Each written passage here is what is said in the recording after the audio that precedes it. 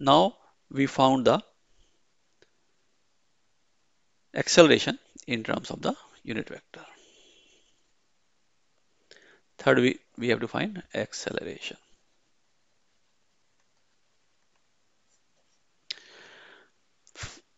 Velocity, we have found that omega r et or omega r minus sine omega ti plus cos omega tj. This is the velocity. Now, acceleration will be rate of change of velocity dv by dt. So we differentiate this term omega r minus sine omega ti plus cos omega tj.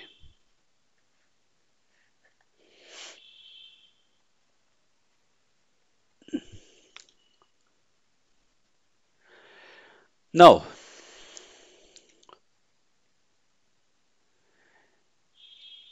this term has t, so we have to differentiate this with time.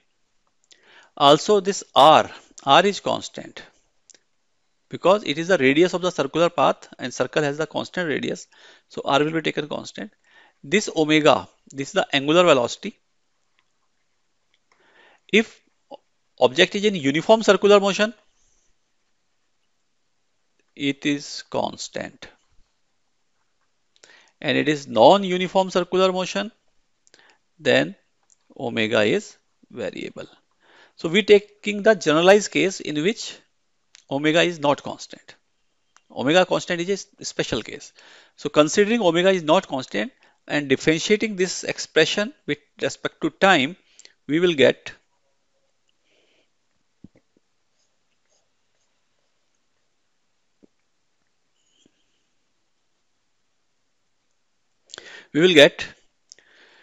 r is constant, it will be taken out. Differentiate omega, so it is d omega by dt into, to differentiate this term, we use product rule in which we differentiate first, take second as it is, and then taken first as it is and differentiate the second. So we are differentiating first, that is the omega d omega by dt, and taking the second term as it is minus sine omega ti plus cos omega tj. Then plus taking the first term as it is and differentiating the second term minus sine omega ti plus cos omega tj. Now differentiate these terms. D omega by dt, this is, we have already written as rate of change of angular velocity is angular acceleration. So we write it as alpha. And minus sine omega t I plus cos omega t, this is actually the unit vector et. So we write it as et plus omega. Now differentiate this term. On differentiating, minus as it is, differential of cos omega sine omega t is omega cos omega t. We have written the formula, you can check it. I plus, and differentiating the cos omega t, we will find minus omega sine omega t. It is a differential of cos omega t and then j. So it is equal to r alpha et plus, it is minus, so it will be taken out, minus omega. And one more omega is common, so it is minus omega square, and remaining term is cos omega ti plus sine omega t j. It is equal to r alpha et minus omega square. And this term is, we have taken it earlier as the unit vector, that is er, unit vector along the radius.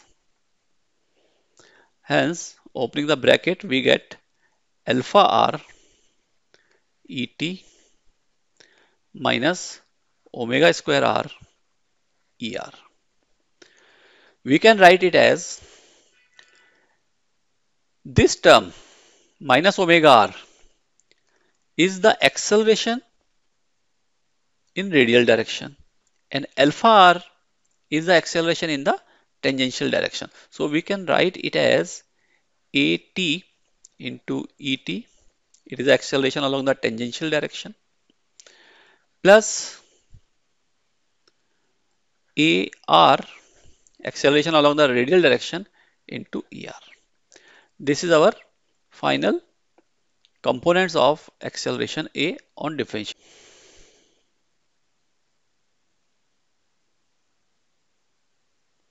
So we can say at equal to alpha r, this is the tangential acceleration, and ar, this is the radial acceleration, it is equal to minus omega square r.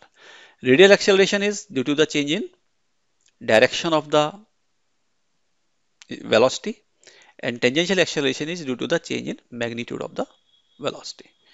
So we have to remember these values. So we get r equal to alpha er, where er equal to cos omega ti plus sin omega t j. Similarly, omega velocity v equal to dr by dt, we have found it as omega r, and it is in the tangential direction, where et was, is the unit vector, minus sin omega ti plus cos omega t j. Then we found acceleration, this is the dv by dt, it is equal to minus omega square r, it is along the radial direction, plus alpha r, it is along the tangential direction.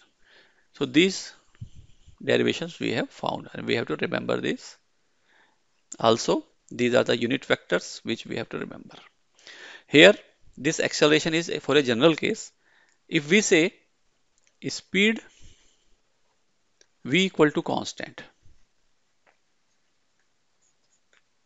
v equal to constant means omega r equal to constant, because v equal to omega r, we have found that magnitude of velocity is omega r.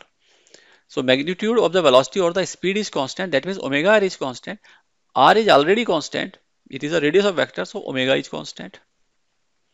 It means if omega is constant,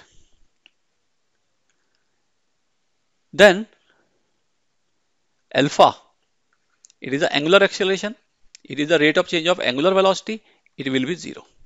It means in uniform circular motion, alpha r et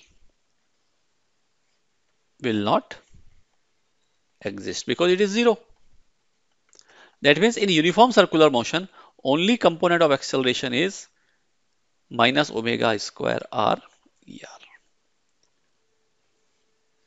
This is the acceleration present in the uniform circular motion.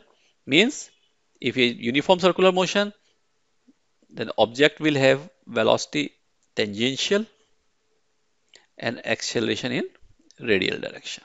This is A, and A equal to, this is the radial component, and it is towards the center, opposite to the radius vector. This is the radius vector, and acceleration will be opposite to the radius vector. That's why we are using here, we have got the negative sign. In another case of the non-uniform circular motion, in which angular velocity is not constant, we can represent the velocity and acceleration in that way. This is the radius vector r, and velocity is always, we have said, tangential. This is v. Then we can represent the acceleration in non-uniform circular motion. There will be two acceleration. It is a r and it is a t. ar is minus omega square r er, because radius vector is here from center outward, but radial acceleration will be towards the center. That's why we are using minus sign. And velocity is v here, and tangential acceleration will be alpha r. This is the magnitude and in the direction of et, tangential. That means direction in which the velocity exists. So velocity and acceleration are the same direction, that is in tangential direction. So in non-uniform circular motion, if we have to find the net acceleration, the net acceleration will be equal to square root of the at square plus a r square, and it is equal to alpha r square plus omega square r square. This is the magnitude of the net acceleration, and similarly we can find the angle theta. So angle theta will be, say, tan theta. If we complete this circle, this rectangle, and this is the final vector A, this is the final vector A, and this actor makes this acceleration or vector makes theta angle with this, or alpha, say, we say alpha, it makes alpha with the AT, then tan alpha will be equal to perpendicular by base, that is AR by AT, and AR is omega square R and AT is alpha R. So in this way we can find the resultant acceleration.